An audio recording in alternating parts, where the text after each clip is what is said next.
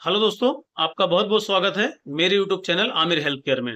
दोस्तों, थंबनेल देखकर आप समझ ही गए होंगे कि आज मैं किस बारे में बात करने वाला हूं।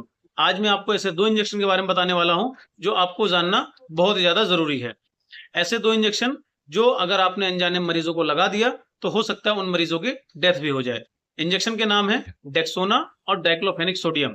ये ऐसे दो इंजेक्शन हैं जो बहुत ही ज्यादा कॉमन यूज होते हैं और ज्यादातर हर प्रैक्टिशनर अपनी प्रैक्टिस में इस इंजेक्शन को इस्तेमाल भी करते हैं।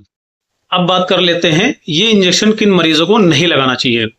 ऐसा कोई मरीज अगर आपके पास आता है जिसके चेस्ट में पेन हो, लेफ्ट साइड में कोई पेशेंट आया जो कहता है डॉक्टर साहब मेरे चेस्ट में बहुत ज्यादा पेन हो रहा है, घबराहट हो रही है, पसीने निकल रहे हैं, हाथ पैर ठंडे हो रहे हैं, तो ऐसे मरीज को आपको ये इंजेक्शन नहीं लगाना है।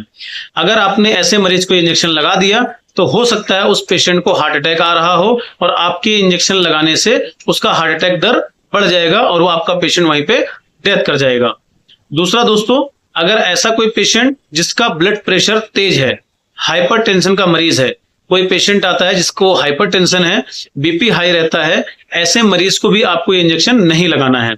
मान लीजिए किसी पेशेंट का पहले से बीपी हाई है, आपने उसे डाइक्लोफेनिक सोडियम या डेक्सोना इंजेक्शन लगा दिया तो हो सकता है उसका ब्लड प्रेशर तेज हो जाएगा और उस पेशेंट की भी वहीं पे डेथ हो जाएगी। तो इन छोटी छोटी बातों का दोस्तों आपको ध्यान रखना है और सेफ्टी से प्रैक्टिस करना है।